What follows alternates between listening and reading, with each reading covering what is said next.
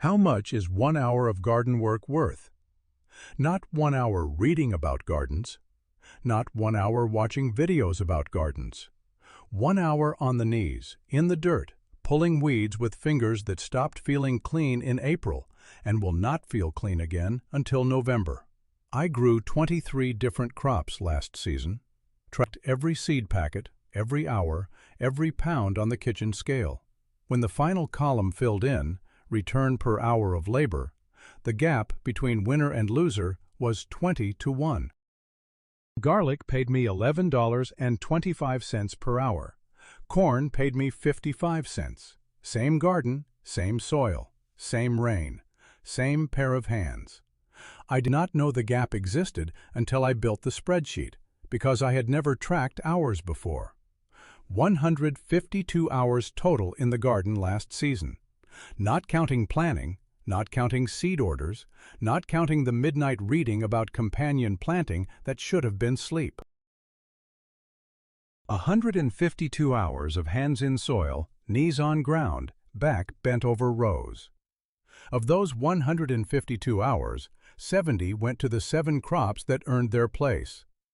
The other 82 went to 16 crops that returned less than $4 per hour. 82 hours is 2 full work weeks. I donated 2 work weeks of labor to plants that were not worth the dirt they stood in. And I had no idea until the season was already over. The full ranking: 23 crops sorted by return per hour. The top 7. Garlic, $11.25. Basil, $9.90. Zucchini, $9.50. Cherry tomatoes, $8.40. Lettuce, $7.80. Green beans, $6.20. Winter squash, $5.40. Every one of these returned more per hour than the federal minimum wage. A garden that only grew these 7 would be a machine.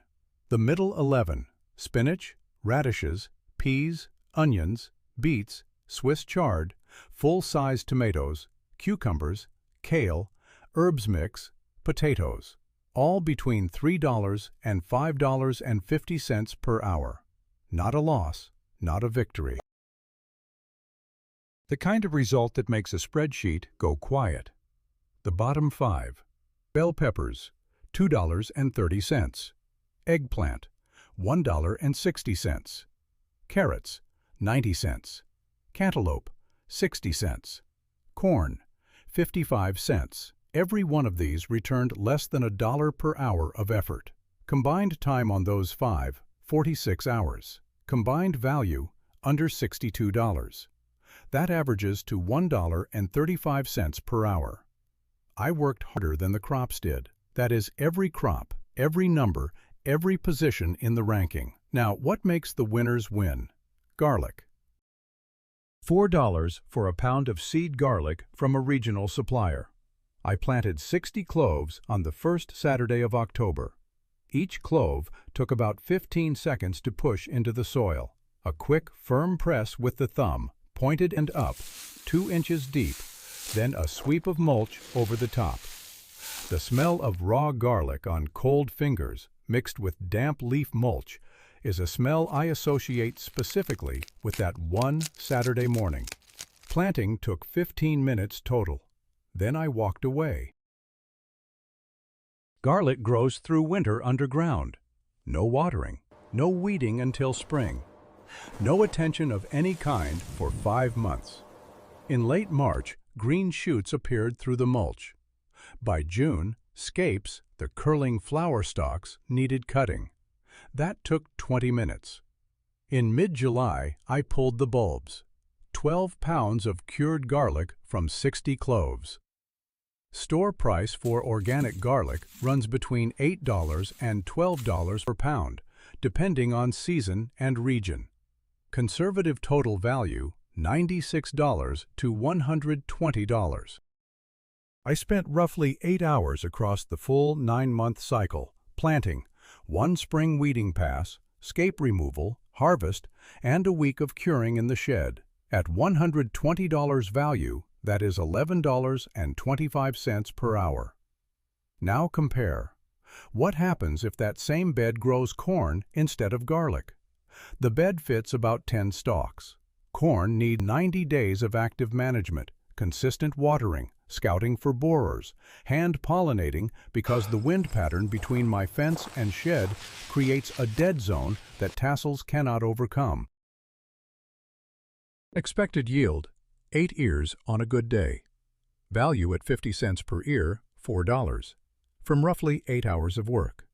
50 cents an hour versus $11. Same bed, same sunlight, same months of the calendar. The garlic earned 20 times more. If that does not change what goes into the ground next October, what would? Zucchini sits at number 3 and earns it loudly. One hill, a single mound of soil with 3 seeds pushed in with a fingertip, produces 30 to 40 pounds of fruit in a cooperative season. Seeds, $1.20 from a hardware store rack. Time, roughly 6 hours across the season, and most of that is harvesting, which involves walking to the hill every 2 days and cutting fruit that grew 8 inches since Tuesday. The first zucchini of the season always startles me. I check on Monday, nothing visible. I check on Wednesday. There is a fruit the length of my forearm hiding under a leaf the size of a dinner plate. Value at $1.50 per pound, $50 to $60. Return, $9.50 per hour. Zucchini does not need trellising, does not need indoor starting, does not need pollination help. It goes in the ground in May, starts producing in July, and does not stop until frost kills the vine. The surprise of the entire spreadsheet was basil. A $2 packet of Genovese basil seed, direct sown in June, after the soil warmed past 70 degrees, produced roughly 4 pounds of fresh leaves by September. I pinched the flower buds every 10 days to keep the plant in vegetative growth, a task that takes about 3 minutes per visit and smells like summer distilled into a single plant. Fresh organic basil at the grocery store, $16 to $20 per pound. Total value, roughly $70, from 7 hours of pinching and harvesting. Return, $9.90 per hour. Herbs outperformed every vegetable on the list except garlic. Most garden plans put herbs in a corner as decoration. The spreadsheet says herbs are the second most profitable use of garden time after a bulb that grows while nobody is watching. Cherry tomatoes earned 4th place at $8.40 per hour. One Sungold plant, started from a $3 6-pack transplant at the garden center, produced 22 pounds of fruit between July and October. The variety matters. A single beefsteak tomato plant might yield 10 to 15 pounds in the same period. Carry types set more fruit per plant because each fruit takes less energy to ripen. At $4.50 per pound retail for organic cherry tomatoes, one Sungold plant delivered roughly $99 of value. 3 plants in a row, nearly $300 from a $9 purchase, and about 35 hours of staking, pruning, watering, and harvest across the season. Every time I reached into the canopy and pulled a ripe cluster, warm from the afternoon sun, the skin tight and ready to split, the smell sharp and green on the stem, the spreadsheet felt irrelevant. Then I looked at the numbers again, and it felt relevant. Lettuce at $7.80 per hour works because of rotation speed. One bed of lettuce goes from seed to harvest in 30 days. Cut it at the base, leave the roots, and a second crop regrows in 20 more days. In a 5-month window, the same 3-foot row produced 3 full harvests, roughly 8 pounds total. Seed cost, $1.40. Time, 5 hours across all 3 rotations. Value at $5 per pound for organic mixed greens, $40. The speed of turnover compensates for the modest yield per harvest. Lettuce earns its ranking through velocity, not volume. Green beans and winter squash round out the top 7. Beans at $6.20 per hour. Bush varieties, no trellis needed, 60-day cycle, 2 plantings per season. Winter squash at $5.40. 1 planting, long season, stores for months after harvest without processing. A butternut squash sitting in a cool corner of the garage in December is still food. That stored value does not appear in a weekly ROI, but matters deeply in February when the garden beds hold nothing except frozen mud. What should a gardener do with this list? The answer is a set of replacements. Drop corn, grow garlic. Drop cantaloupe, grow zucchini. Drop bell peppers, plant a second round of lettuce instead. Drop carrots, add another basil row. The top 7 occupied 70 of my 152 hours and returned over $5 per hour each. The bottom 5 took 46 hours and returned under $2.30. Swap those hours and the garden produces more food with less labor. Not philosophy, arithmetic. So why do most gardens still have corn in them?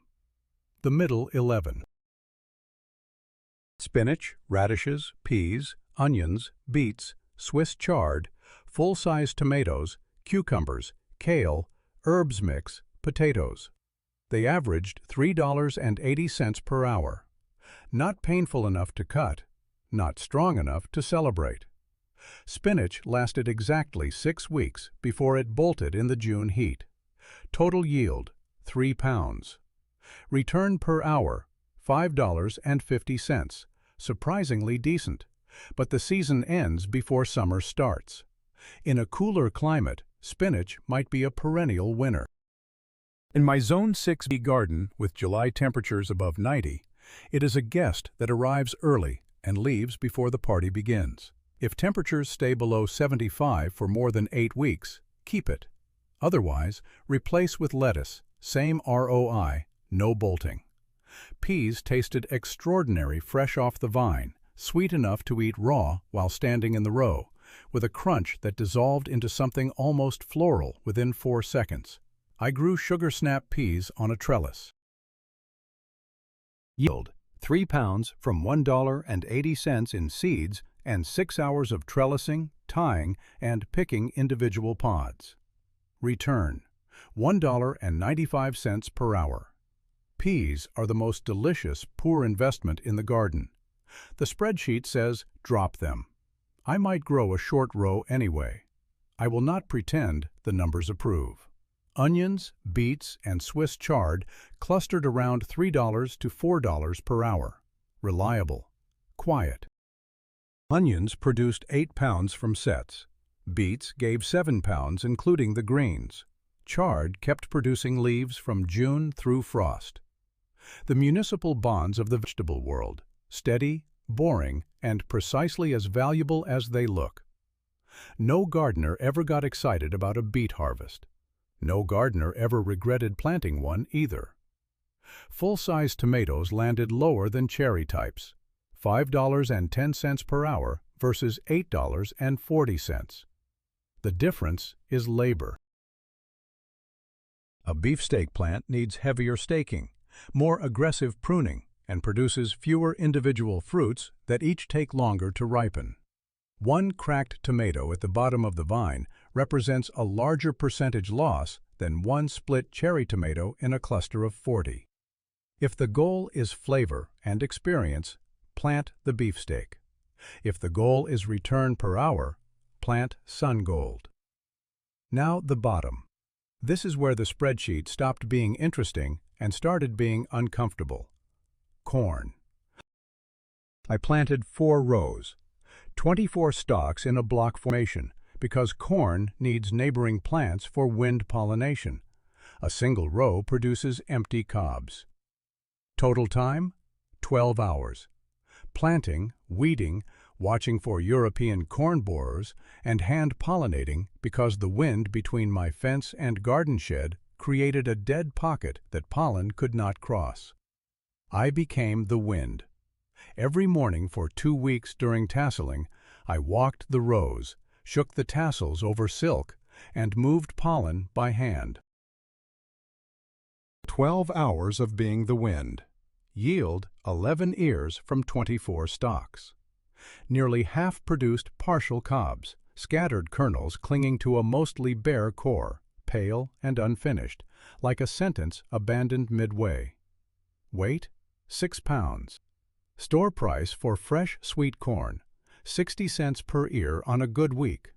Total value, $6.60. Return per hour, 55 cents. A frozen bag at the store costs $1.50 and holds more kernels than my entire plot produced in 4 months. Corn is a field crop. It evolved for open plains, constant wind, thousands of plants exchanging pollen across acres. In a backyard between a fence and a shed, corn is an actor performing to an empty theater. The biology requires scale. A backyard cannot provide it. I stopped growing corn after this season. Not anger, arithmetic. Bell peppers, $2.40 in seeds, started indoors in February, transplanted in June. Peppers need heat and patience, and first harvest arrived in mid-August, 3.5 months after transplant. 10 hours of work, 8 pounds of fruit. Value, $25. Return, $2.30 per hour. Not the worst number on the list, but consider what those 10 hours and that prime sunny bed could have produced instead. 3 lettuce rotations in the same space would have returned $40 in half the time. Every square foot peppers occupied for 4 months was a square foot that could have run 2 complete lettuce cycles. The cost that does not appear on the seed packet is opportunity, the other crop that bed could have grown while peppers slowly ripened. Cantaloupe, the most frustrating entry on the spreadsheet. Seeds, $1.80. Needed a trellis because I have no ground space for sprawling vines. Time, 9 hours, including building the trellis and engineering mesh slings. Fabric hammocks tied with twine at each node to cradle individual melons so they would not snap off the vine under their own weight. I built tiny suspension systems for fruit. The craftsmanship was genuine. The return was not. 3 melons. Total weight, 9 pounds. Value at 80 cents per pound, $7.20. Return, 60 cents an hour. I spent more time constructing support infrastructure for cantaloupe than I spent harvesting the top 3 winners combined. Next season, the trellis holds pole beans. The slings go in the shed. The cantaloupe goes back to the grocery store, where it costs $3 and requires 0 engineering. Eggplant, similar arc to peppers but slower. $2.10 in seeds, 8 hours, 6 pounds, $15 total value, $1.60 per hour. Also attracted flea beetles, which meant either buying row covers or hand-picking insects from leaves. I hand-picked. The spreadsheet counted every minute of it. Carrots, $1.20 for seeds, 7 hours, mostly weeding. Carrots take 3 weeks to germinate, and in those 3 weeks, every weed in the county establishes itself in the same row. Weeding carrots means hands and knees for hours because a hoe near carrot seedlings kills more carrots than weeds. Return, 90 cents per hour. Carrots are cheap at the store and expensive to grow at home. That combination is the inverse of what a garden should deliver. I expected this experiment to tell me which crops save the most money. The answer turned out to be a different question entirely. Total seed cost across all 23 crops, $41. Even if every seed had been free, the ranking would not change by a single position. Seeds are cheap. What cost money in a garden is time disguised as free labor. $41 in seeds. 152 hours in the dirt. The expensive input was never the one with a price tag. In December, I opened the spreadsheet one more time and added a column I had not planned. Not return per dollar, not return per hour. Return per square foot per month. How much does each crop earn relative to the physical space it occupies and the calendar time it occupies that space? A garden has two finite resources, hours and square feet. The first column measured hours. The third column measured space multiplied by time. Together, they revealed something the first ranking missed. The ranking shifted again. Garlic and lettuce pulled further ahead. Garlic sits in the ground for 9 months, but each clove needs only 1 square foot. 60 cloves in 60 square feet, producing $120, means 22 cents per square foot per month. Quiet, compact, underground, earning while the gardener sleeps. Lettuce grows 3 rotations per season in the same bed. Each rotation takes 30 days, earns roughly $3 per square foot. Annualized, 33 cents per square foot per month. The two best space-time investments in the entire garden are a bulb and a leaf. Basil jumped from second in the hourly ranking to third in the space-time ranking. A basil plant occupies roughly 1 square foot for 4 months, producing $17 of value per plant in that window, $4.25 per square foot per season, or about $1.06 per square foot per month. Compact, vertical, productive. 3 basil plants in a single row earn more per month of occupied space than an entire row of peppers earns in a full season. Cherry tomatoes fell slightly. They need staking space, and their canopy shades neighboring plants, which means their effective footprint is larger than the stem diameter suggests. Accounting for the shadow zone, 1 cherry tomato plant occupies about 4 square feet for 5 months. At $99 value per plant, $4.95 per square foot per season. Still strong. The difference between tomatoes and basil in this column is not the tomato going down, it is the basil going up. Corn collapsed further under this lens. 1 stalk occupies 1 square foot for 4 months. Yield per stalk, 2 ears at best, often 1, sometimes none. Value, $1.20 combined on a good stalk. Per square foot per month, 8 cents. The same square foot growing garlic returns nearly 3 times more. Growing lettuce, 4 times more. A garden with limited space cannot afford a crop that earns 8 cents per square foot per month while blocking that space for an entire summer. Corn is not a bad crop. Corn is a crop in the wrong place. Cantaloupe was the worst performer in this column. 1 vine sprawls across 12 to 16 square feet, or demands a trellis plus sling system that occupies 6 square feet of vertical space for 4 months. 3 melons, $7.20. Per square foot per month on the trellis system, 30 cents. On the ground, 11 cents. The melon barely earns its rent. 3 different columns, 3 different rankings, same 23 crops. The ranking depends entirely on what is being measured, and most gardens never measure anything at all. Seeds go in because the catalog suggested them. Water goes on because the label said to.